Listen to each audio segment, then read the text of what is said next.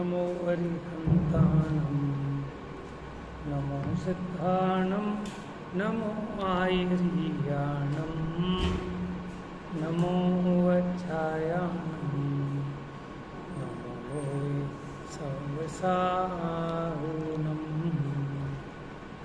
वन्दितु सर्वसिद्धे धूमचलमणोवमं गदिं पत्ते मोक्षां समयपाहुरे नमः सुखकेवली गणिदं नमः समयसाराय स्वानुभूत्या चकासते चित्स्वभावाय भावाय सर्वभावान्तरक्षिदे निज स्वरूप को परम रस जामे भरो अपार वंदो परमानंदमय समय सार अभिकार।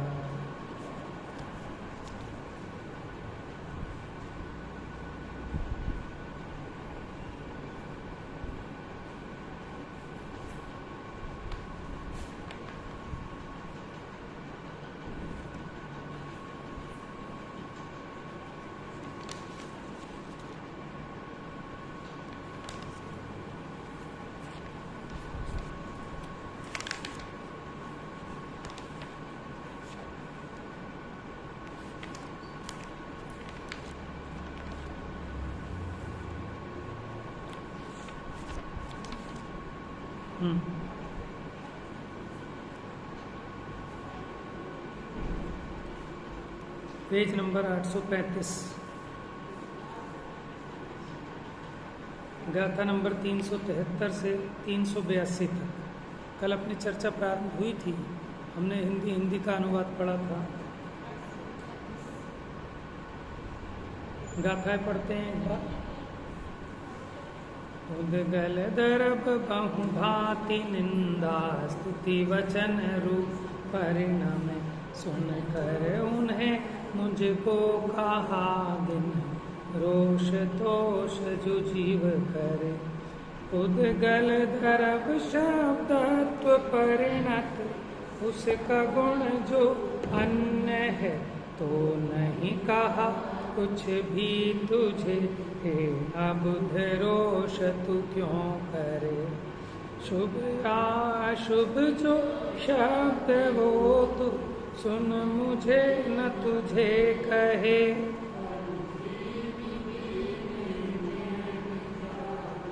कर्ण गोचर शब्द को शुभ या शुभ जो रूप वो तू देख मुझको नहीं कहे। अरु जीव भी नहीं ग्रहण जावे चक्षु गोचर रूप। शुभ या अशुभ जो गंध हो तू सूंघ मुझको नहीं कहे। अरु जीव भी नहीं ग्रहण जावे घ्राण गोचर गंध को।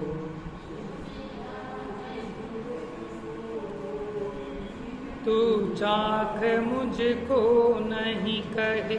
अरु जीव भी नहीं ग्रहण जावे रसन गोचर स्वाद को। शुभ या शुभ जो स्पर्श हो तू स्पर्श मुझको ना कहे।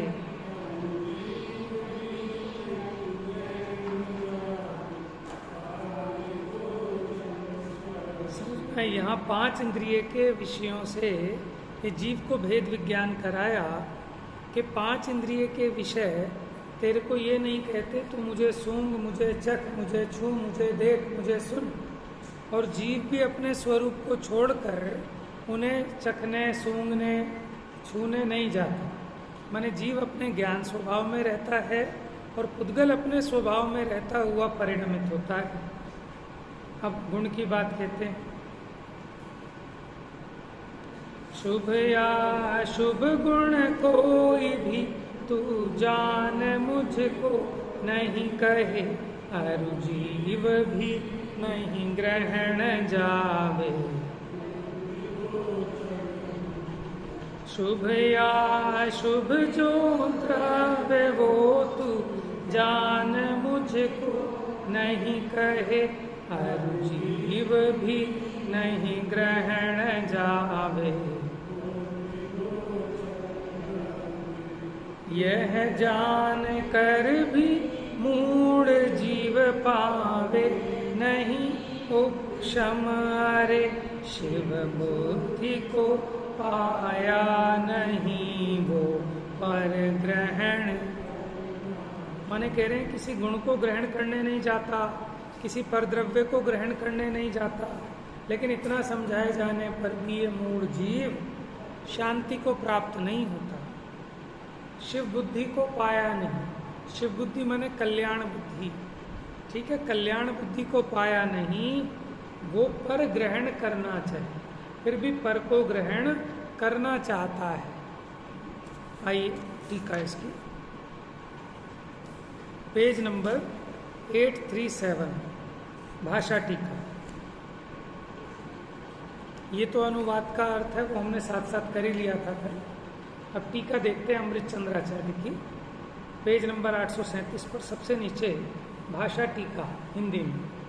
ये जो संस्कृत में लिखी है इसी का हिंदी अनुवाद है।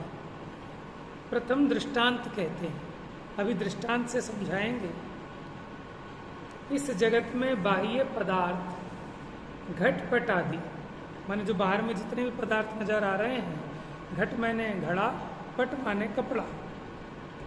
जैसे देवदत्त नामक पुरुष यज्ञदत्त नामक पुरुष को हाथ पकड़कर किसी कार्य में लगाता है, इसी प्रकार दीपक को स्व प्रकाशन में नहीं लगाता कि तू मुझे प्रकाशित कर।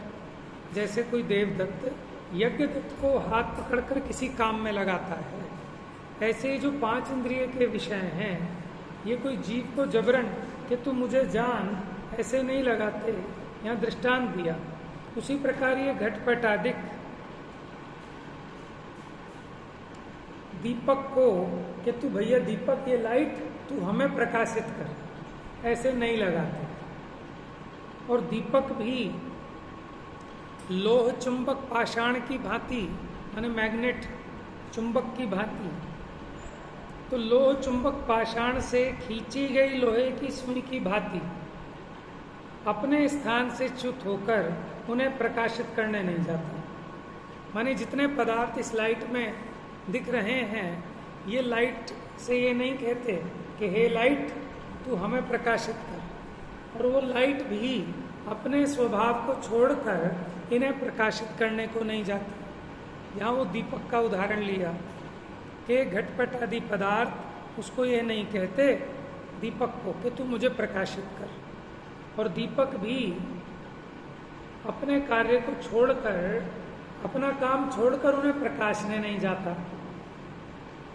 जैसे वो सुई चुंबक से खिंची हुई चली आती है, ऐसे ये उनके कहने पर अपने स्वभाव को छोड़कर उनके कार्य को नहीं जाता। ये तो अपने स्वभाव रूप परिणमित हो रहा है, उसमें ये भी झलक जाए तो झलक जाए। सूर्य किस लिए उदित होता है? कि जगत को मार्ग दिखाने के लिए नहीं, वो तो अपने स्वभाव रूप परिणमित होता है। उसमें जगत को मार्ग दिखे तो दिखे, वो कोई कमल को विकसित करने के लिए थोड़े ना उगता है। अब उसमें विकसित होते हैं तो वो ऐसे ही भगवान की दिव्य ध्वनि आपको समझ में आ जाए इसलिए थोड़ी ना गिरती, क्योंकि उनको इच्छा ही नहीं है। भगवान को इच्छा थोड़ी है कि इन सब जीवों को समझ में आ जाए, क्योंकि अगर ये इच्छा भी हो जाए तो भगवान भी दुखी सिद्ध हो जाएंगे। लेकिन उनके तो संपूर्णतया समस्त प्रकार के राग द्वेष का अभाव हो गया है। भले ही जगत में हम और आप इसको शुभ राग कहते हों, लेकिन भैया जो राग दुखी करे वो काहे का शुभ? हाँ, ये अलग बात है कि जो तीव्र राग था, ठीक है, उसकी अपेक्षा मंद राग को शुभ कह देते हैं। जैसे किसी के 107 डिग्री बुखार था, अब उसके 1 डिग्री बुखार है, तो वो भी कहते हैं कि हाँ अब अच्छा हूँ। हम भी कहते हैं हाँ भाई डॉक्टर तो बहुत बढ़िया है, तो बहुत बढ़िया हो। तो बढ़िया है इसका मतलब ये थोड़ा ही है कि वो 1 डिग्री बुखार रखने लायक है। तो उसी प्रकार ये जो जीव तीव्र कषाय के कार्यों में लग रहा था, जिसको हम पाप कहते हैं, अब उससे छूटकर इसकी कषाय मंद हुई। तो मंद कषाय में जैसे परोपकार के कार्य होते हैं, पूजा पाठ स्वाध्याय के, दान आदि के, ये जो कार्य हैं इनमें लगा, तो इसकी कषाय तीव्र कषाय की अपेक्षा बहुत घट गई। इसलिए उसको कहते हैं कि बहुत बढ़िया है। लेकिन कोई ये मान के उसको ही रखना चाहे तो वो सुखी नहीं हो पाए। बात समझ में आई ना? परंतु वस्तु स्वभाव दूसरे से उत्पन्न नहीं किया जा सकता, इसलिए तथा वस्तु स्वभाव पर को उत्पन्न नहीं कर सकता। क्या कह रहे हैं कि दीपक में जो गुण है वो एक घटपट आदि उसमें नहीं ला सकते, और माने ये उसमें कोई गुण नहीं ला सकता और ये उसमें कुछ नहीं करते। इसलिए दीपक जैसे बाह्य पदार्थ की असमीपता में स्वरूप से ही प्रकाशता है। समझ में आया? वो आपके लिए प्रकाशित नहीं कर रहा, वो तो उसका अपना स्वरूप है। सूर्य सुबह निकलेगा, शाम को छिप जाएगा, तो कोई सोचे कि साहब आपके लिए निकला है, ऐसा नहीं। व्यवहार से कुछ भी कहो।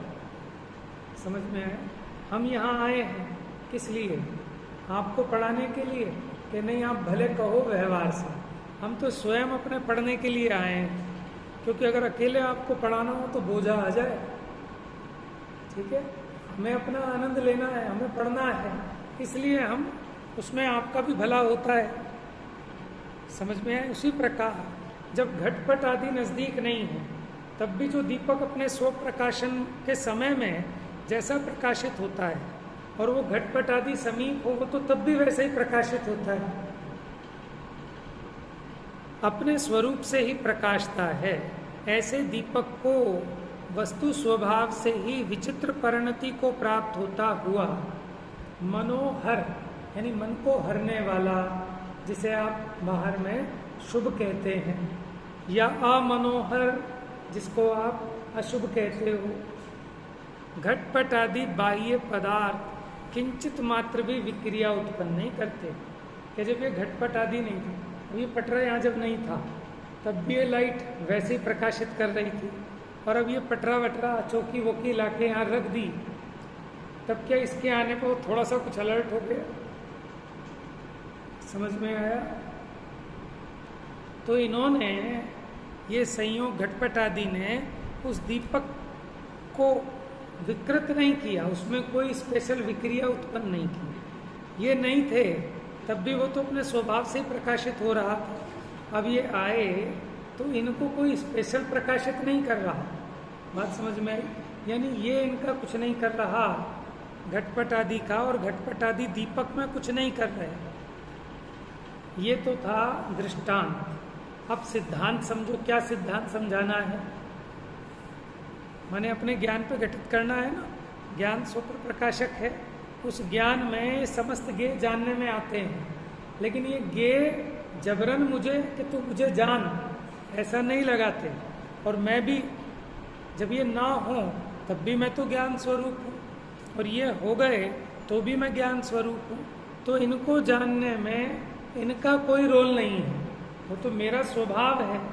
केवल ज्ञानी भगवान जो पदार्थ नष्ट हो गए, जो अभी है नहीं भविष्य में होंगे, उनको भी सबको साक्षात जानते हैं।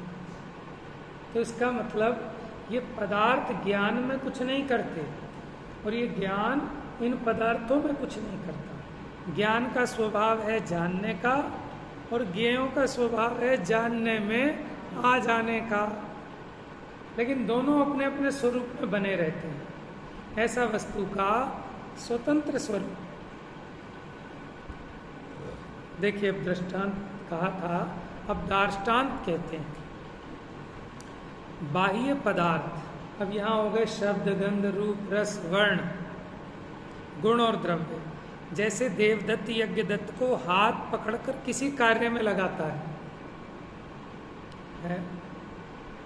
उसी प्रकार आत्मा को स्वज्ञान में यानी अपने ज्ञान में, यानी स्पर्श ये कहे कि तू मुझे जान, रस ये कहे कि तू मुझे जान, गंध ये कहे कि तू मुझे सूंघ, है, वर्ण ये कहे तू मुझे देख, रस ये कहे तू मुझे चख, और आत्मा भी जैसे लोह चुंबक पाषाण से खींची गई लोहे की सुई की भांति अपने स्वभाव को छोड़कर उन्हें जानने को नहीं चला जाता।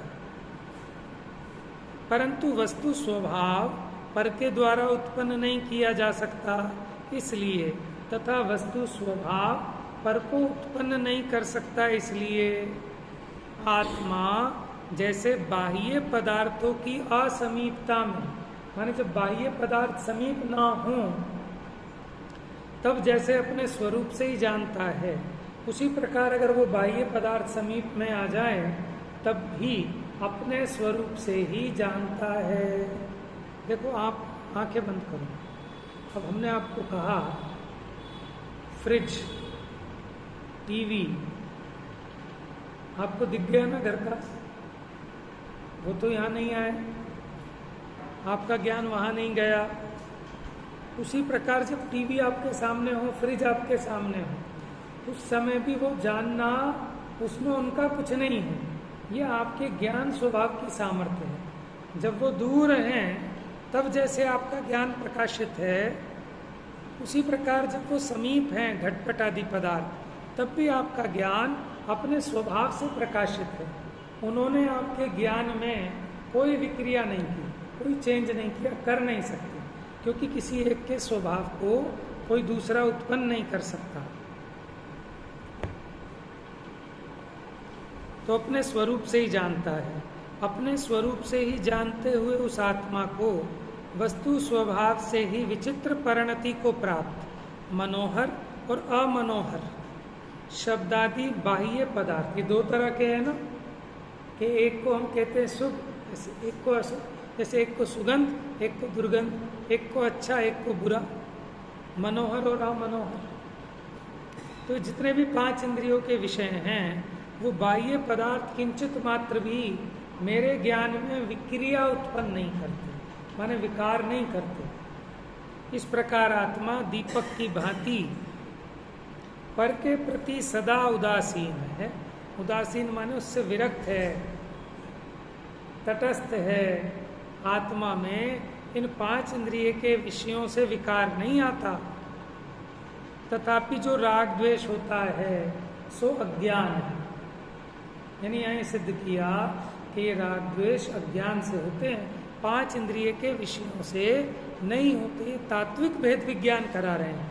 अभी निचली भूमिका वाले को यही कहेंगे भैया ये इनसे बच के रहे, लेकिन जब वो थोड़ा समझदार हो जाएगा तब उसको ये भेद ज्ञान कराएंगे कि एक बात बताएं, ये जो 5 इंद्रिय के विषय ये तुझे जबरदस्ती कहते हैं कि नहीं, तो ये विकार के कारण है कि नहीं, कि तेरा अपना स्वयं का राग, तेरा अपना अज्ञान, इसमें जो सुख बुद्धि है उससे राग होता है।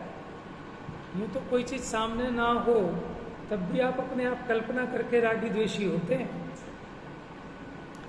पंडित जयचंद जी कृत भावार्थ शब्दादिक जड़ पुद्गल द्रव्य के गुण हैं। ये तो बात सबको समझ में आ गई। शब्द, स्पर्श, रस, गंध, वर्ण ये सब पुद्गल हैं। वे आत्मा से कहीं ये नहीं कहते कि तू हमें ग्रहण कर, और आत्मा भी अपने स्वभाव को छोड़कर, अपने असंख्यात प्रदेशों को छोड़कर उन्हें जानने को, ग्रहण करने को नहीं जाता। जैसे शब्दादिक समीप ना हो तब आत्मा अपने स्वरूप से ही जानता है, उसी प्रकार शब्दादिक समीप हो तब भी आत्मा अपने स्वरूप से ही जानता है। समझ में आया?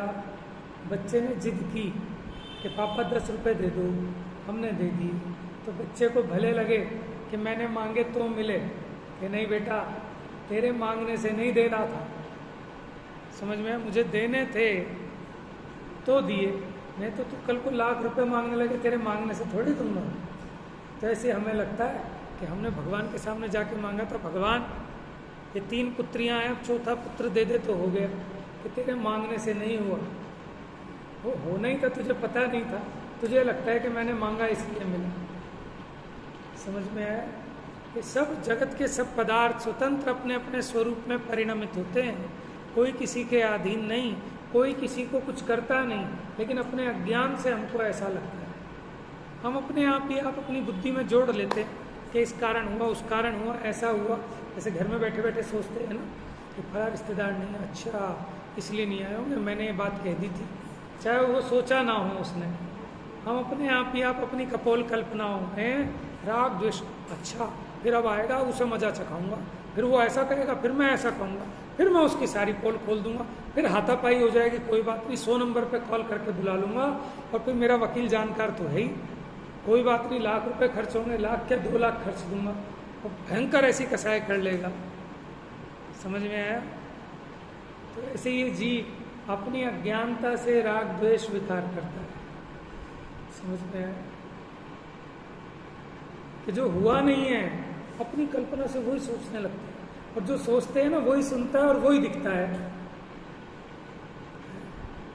माने सामने वाले ने नमस्ते भी की हो तो उसको लगेगा चाटा दिखाया था उसने, तो उसको लगेगा ही ऐसा, क्योंकि वो कुछ दिख ही नहीं रहा।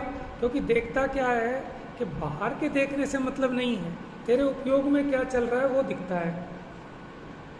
ठीक है, उसने कहा सुन हमें दिखेगा धुन, अब मेरे लिए कह रहा है कैसे धुन पकड़ के, कुछ का कुछ सुनता है जी। और सच में ये बाह्य पदार्थों के हिसाब से सुनाई नहीं देता, जो ये सुनना चाहता है वो सुनता है ना। तो इसका मतलब अपने अज्ञान से दुखी हो रहा है, इसके दुखी होने में पर का कोई रोल नहीं है। सामने वाला गाली भी देता है तो सुनता कुछ और है। कई बार होता है ऐसा, कर तो रहा है बेइज्जती और उसको लगता है कि मेरी तारीफ कर रहा है। समझ में? रिक्शा वाले को किसी ने कहा अरे भाई साहब नेताजी, साइड में लगा, वो राजी होता है, भाभी बड़ी इज्जत से बात कर रहे हैं मेरे से, नेताजी कह रहे। किसी को किसी ने कह दिया भाई हीरो चल हट जाए यहाँ से, तो वो इतने में खुश हो जाता है मुझे हीरो कहा। समझ में आया? और कोई नाराज हो जाए तो इसलिए वचनों से नाराज और राजी होने का मतलब नहीं है, आप उसको कैसे ग्रहण कर रहे हैं, कैसे अपनी मान्यता में ले रहे हैं, उस पर डिपेंड करता है। समझ में? कई बार ऐसा होता है प्रवचन में बात चल रही है, सहज में कोई उदाहरण बना, अब किसी ना किसी को तो घटित हो ही जाएगा। अब हमें थोड़ी ना पता है कि किसके घर में क्या कलेश हुआ है, क्या नहीं हुआ। हमने एक मियाँ बीवी का उदाहरण दे दिया और किसी पे घटित हो गया। हमने एक बार कुछ घर बनाने के ऊपर उदाहरण दे दिया और किसी ने ऐसे ही अपना काम करा रहा होगा घर में, वो बेचारे नाराज हो गए बहुत ज़्यादा। मुझे नहीं पता, वो तो मेरे को पीटने की तैयारी में थे स्वाध्याय के बाद। मुझे लोगों ने कहा निकल जाओ भाई साहब, आप निकल जाओ, ये जो बाबा जी हैं नाराज हो गए हैं बहुत। और फिर उन्होंने खरी खोटी सुना दी मुझे। समझ में आया? पता नहीं क्यों, कि मेरे कहने से नहीं, क्योंकि मैंने तो ऐसी कोई बात नहीं कही और मुझे नहीं पता कि उनके घर में कंस्ट्रक्शन चल रही है, कुछ चल रहा है। ठीक है, लेकिन वो बात घटित हो गई उन पर टू दी पॉइंट। उन्हें लगा लोगों ने इन्हें पहले ही भर दिया और इन्होंने आज मेरी बेइज्जती कर दी, तो बहुत नाराज हो गए, फिर स्वाध्याय में नहीं आए। समझ में आया? तो ये कह रहे हैं कि देखो काहे से दुखी हुआ जीव, अपने स्वयं के अज्ञान से, अपनी कपोल कल्पना से। समझ में आया? अब क्या करें, जो भी बात कहेंगे किसी ना किसी पे तो घटित होगी। अभी मैंने उदाहरण दिया 3 पुत्री पे 1 पुत्र हो जाए, तो किसी ना किसी पर घटित हो जाएगी, अब वो बुरा मान जाए तो क्या करें, उसकी होनहार ही ऐसी। समझ में आया? देखो टोडरमल जी ने लिखा कि भैया हम शराब की निंदा करेंगे, अब वो शराब बेचने वाला कलाल बुरा माने तो अब हम क्या करें। हम कसाए बस हम उसका धंधा पिटाने के लिए कहते हों तब तो हम पापी हैं, लेकिन हमें उससे कोई द्वेष नहीं है। हम तो उसका स्वरूप कहते हैं कि भैया शराब पीना हानिकारक है। अब इसमें उसको बुरा लगे तो हम क्या करें। समझ में आया?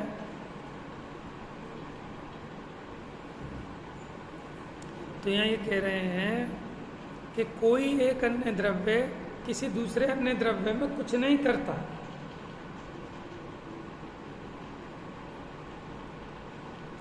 जैसे शब्दाधिक समीप ना हो तब आत्मा अपने स्वरूप से ही जानता है, इसी प्रकार शब्दादि समीप हों तब भी आत्मा अपने स्वरूप से ही जानता है।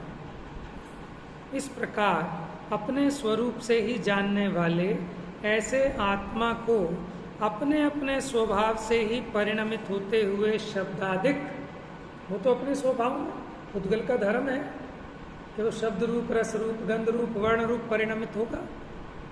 वो किंचित मात्र भी विकार नहीं कराते, जैसे कि अपने स्वरूप से ही प्रकाशित होने वाले दीपक को घटपट आदि पदार्थ विकार नहीं करते, ऐसा वस्तु स्वभाव है। तथापि जीव शब्द को सुनकर, रूप को देखकर, गंध को सूंघकर, रस का स्वाद लेकर, स्पर्श को छूकर, गुण द्रव्य को जानकर, उन्हें अच्छा बुरा मानकर राग द्वेष करता है, वह अज्ञान ही है। यही अज्ञान है कि राग द्वेष करने का कोई अवकाश नहीं है। अब इसी अर्थ का कलश रूप काव्य कहते हैं।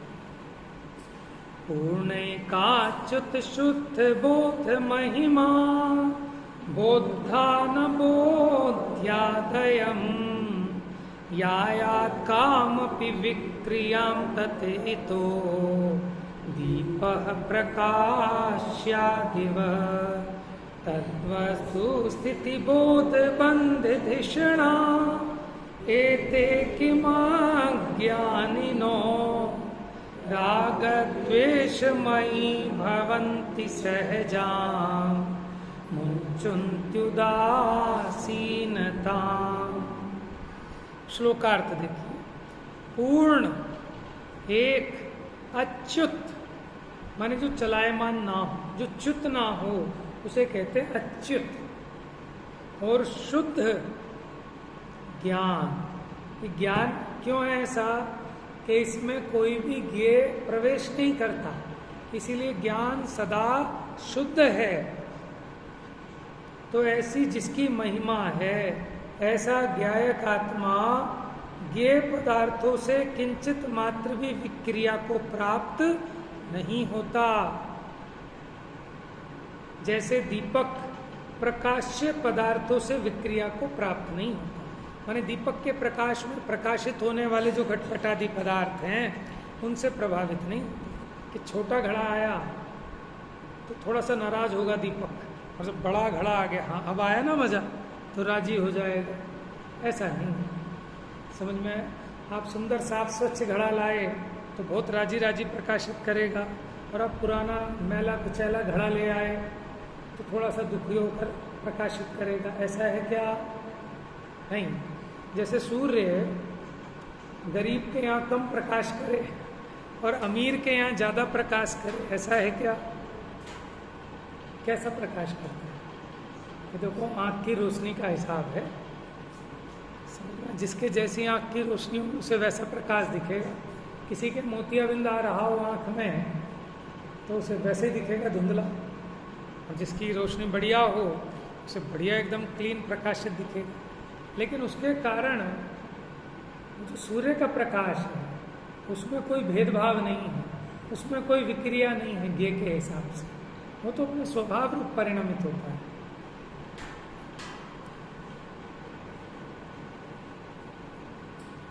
ठीक है ना? ऐसे ही जो जिनवाणी रूपी अमृत है, ये भगवान ने तो सबके लिए बराबर बिना किसी भेदभाव के उनकी वाणी में आया, लेकिन जो कल्याण करना चाहते हैं वो कर लेते हैं, जो नहीं करना चाहते वो नहीं करते हैं।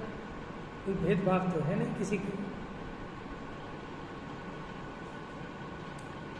तो जैसे दीपक प्रकाश्य पदार्थों से विक्रिया को प्राप्त नहीं होता, तो फिर जिनकी बुद्धि ऐसी वस्तु स्थिति के ज्ञान से रहित है, माने वस्तु का स्वरूप है कि ज्ञान ज्ञेय में कुछ नहीं करता और ज्ञेय ज्ञान में कुछ नहीं करता, जिनकी बुद्धि इस वस्तु स्वरूप से अनभिज्ञ है, नहीं जानते, ऐसे ही अज्ञानी जीव अपनी सहज उदासीनता को क्यों छोड़ते हैं तथा राग द्वेष में क्यों होते हैं? अब वो कहते हैं देखो वस्तु स्थिति तो ऐसी है, लेकिन आचार्य देव को उनके प्रति करुणा आती है कि बेचारे क्यों नहीं समझते, क्यों दुखी हो रहे हैं। जैसे दीपक का स्वभाव घटपट आदि को प्रकाशित करने का है, तो कहने में आता है, वो तो अपने स्वरूप में मस्त रहता है, उसको प्रकाशित होते हैं। तो मोर जब नाचता है किसी के लिए नहीं नाचता, अपने आनंद के लिए नाचता है। अब कोई छुप छुप कर देख कर प्रसन्न होए तो होए, तुम्हें प्रसन्न करने के लिए थोड़ी ना नाच रहा है। समझ में आया? जैसे दीपक का स्वभाव घटपट आदि को प्रकाशित करने का है, उसी प्रकार ज्ञान का स्वभाव ज्ञेय को जानने का ही है। ऐसा वस्तु स्वभाव है। ज्ञेय को जानने मात्र से ज्ञान में विकार नहीं होता, इसलिए आचार्य देव ने सोच किया है। वस्तु का स्वभाव तो ऐसा है, फिर भी आत्मा अज्ञानी होकर राग द्वेष रूप क्यों परिणमित होता है? अपनी स्वाभाविक उदासीन माने वीतराग, राग द्वेष से रहित जो उदासीन दशा है, उस रूप क्यों नहीं रहता?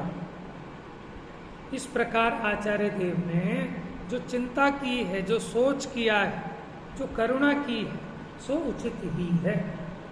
क्योंकि जब तक शुभराग है? कब तक है शुभराग? कब तक है?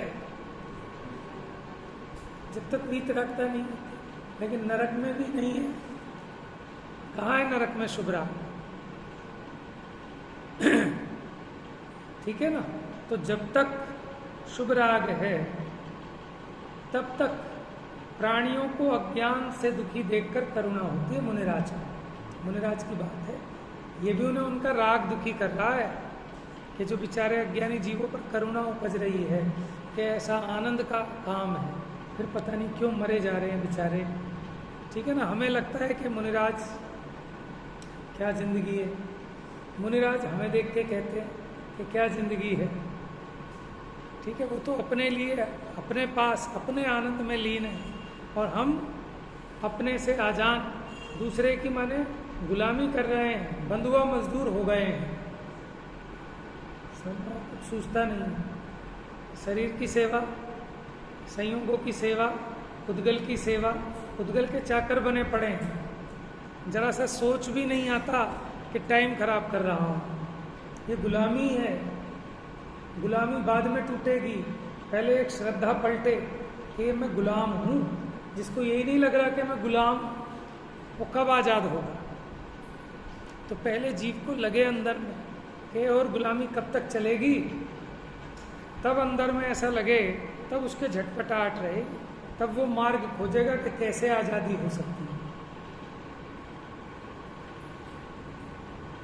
तो आचार्य देव को ये जो करुणा हो रही है, इस करुणा से दुख हो रहा है, लेकिन इसका कारण भी अज्ञानी जीव नहीं है।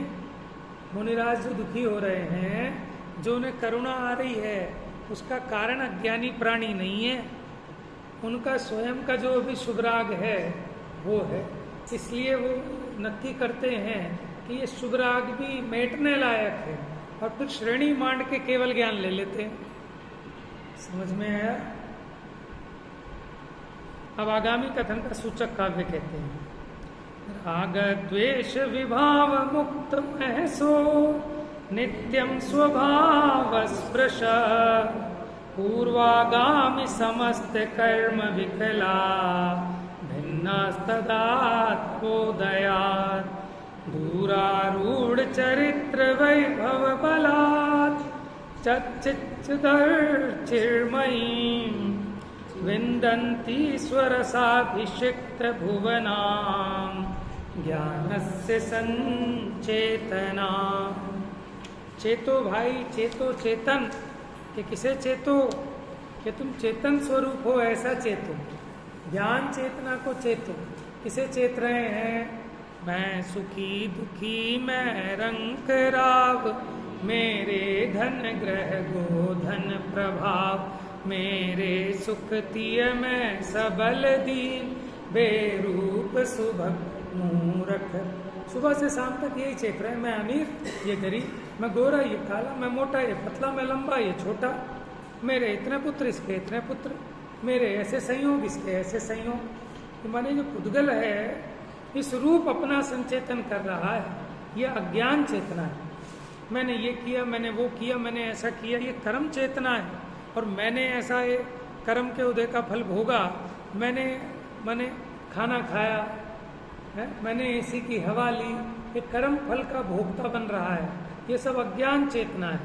और जिस दिन इसको ये समझ में आए कि मैं ज्ञानमयी हूँ, मैं ज्ञान मात्र ही हूँ, ज्ञान को ही करता हूं और ज्ञान को ही भोगता हूं, तब ये कहलाएगी ज्ञान चेतना। देखिए, जिनका तेज राग द्वेष रूपी विभाव से रहित है, तेज माने प्रकाश, ज्ञान, जो सदा स्वभाव को स्पर्श करने वाले हैं, जो भूतकाल के तथा भविष्य काल के समस्त कर्मों से रहित हैं और जो वर्तमान काल के कर्मोदय से भिन्न हैं। कौन? वे ज्ञानी। ये ज्ञानी का लक्षण है कि जिनका ज्ञान राग द्वेष से रहित है, अपने स्वभाव को ही स्पर्श करते हैं, भूतकाल के भविष्य काल के कर्मों से रहित हैं, वर्तमान के कर्मोदय से भी भिन्न अनुभवते हैं, कर्मों से रहित हैं। वे ज्ञानी अति प्रबल चारित्र के वैभव के बल से ज्ञान की संचेतना का अनुभव करते हैं। माने उत्कृष्ट पने तो केवल ज्ञानी भगवान की बात लेना, और जो ज्ञान चेतना चमकती हुई चैतन्य ज्योतिमय है और जिसने अपने रस से समस्त लोक को सींचा है। सींचा है माने जाना है। जिनका राग द्वेष दूर हो गया है, अपने चैतन्य स्वभाव को जिन्होंने अंगीकार किया है, माने जैसा स्वभाव था वैसा प्रकट किया है। अतीत अनागत वर्तमान कर्म का ममत्व दूर हो गया। ऐसे ज्ञानी सर्व पर द्रव्यों से अलग होकर चारित्र अंगीकार करते हैं। चारित्र क्या नाम? स्वरूप में लीन हो जाते हैं। उस चारित्र के बल से कर्म चेतना, कर्म फल चेतना से भिन्न जो अपनी चैतन्य की परिणमन स्वरूप ज्ञान चेतना है, उसको अनुभव करते हैं। माने पहले मुनि बने, अपनी ज्ञान चेतना का अनुभव किया, अब आगे क्या हुआ। तो यहाँ तात्पर्य ऐसा समझना कि जीव पहले तो कर्म चेतना और कर्म फल चेतना से भिन्न अपनी ज्ञान चेतना का स्वरूप समझे। कैसे समझे? पहले तो आगम से, फिर अनुमान से और फिर स्वानुभव से। आगम से, अनुमान माने युक्ति लगाकर कि ऐसा है कि नहीं संभव, फिर स्वानुभव से कि देखो साक्षात अनुभव में आता है ज्ञान। तो ऐसे जानता है और उसका श्रद्धान दृढ़ करता है, माने अपनी ज्ञान चेतना को चेतता है, फिर उसकी श्रद्धा दृढ़ करता है। ये तो अविरत, देशविरत और प्रमत्त अवस्था में भी होता है, माने चौथे, पांचवें, छठे गुण स्थान में भी ऐसा सम्यक ज्ञान उदित होता है। माने उस ज्ञान चेतना की श्रद्धा हुई, इसका नाम है सम्यक दर्शन होना। ये चौथे में होता है, पांचवें में होता है, छठे में होता है, एक काम।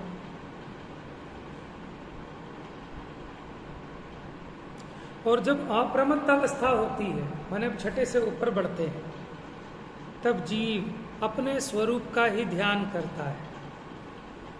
उस समय उसने जिस ज्ञान चेतना का प्रथम माने चौथे गुण स्थान में, पांचवें में, छठे में जो श्रद्धान किया था, उसमें वह लीन होता है और श्रेणी चढ़कर केवल ज्ञान उत्पन्न करके साक्षात ज्ञान चेतना रूप हो जाता है, माने जगत को स्पष्ट प्रकट हो जाता है। अनुमान में क्या आता है कि हम कारण कार्य की मीमांसा देखते हैं, साधन साध्य को देखते हैं, युक्ति को देखते हैं कि भाई ये काम हुआ तो इसका कारण यही होना चाहिए। जैसे धुएं को देखकर ये पता लगा कि यहाँ अग्नि है, ऐसा कारण कार्य, साधन साध्य, इन सब का अनुमान करना कि वाकई में ऐसा है। राग द्वेष दुख के कारण है कि सुख के कारण है। आगम तो कहता है राग आग दहे सदा। अब आप अपना अनुमान लगाओ कि जब आपको राग उत्पन्न होता है तो आग लगती है कि ठंडक पड़ती है। ठीक है, देखो आप उसकी व्याप्ति बिठाओ, जहाँ जहाँ राग है वहाँ वहाँ दुख है कि नहीं। जिनने राग को छोड़ दिया वो सुखी हो गए, ऐसा अनुमान लगाओ। और फिर स्वयं अपने ज्ञान स्वरूप का जब आनंद लोगे तो वो साक्षात संवेदन होगा। फिर केवल ज्ञान उत्पन्न करके साक्षात ज्ञान चेतना रूप हो जाता है। देखो स्वभाव से तो सब ज्ञान चेतना है, लेकिन उस ज्ञान चेतना का अनुभव करें, उसे पर्याय में प्रकट करें, केवल ज्ञान रूप दशा को प्राप्त हो, तब वो कहलाता है कि साक्षात ज्ञान चेतना होगी। आत्मा तो शुद्ध है, लेकिन साक्षात शुद्धता सिद्ध होने पर होती है। सिद्ध भगवान साक्षात शुद्ध है। ठीक है, बाकी चर्चा इसकी कल करें। जावानी के ज्ञान से सूझे लोकालोक,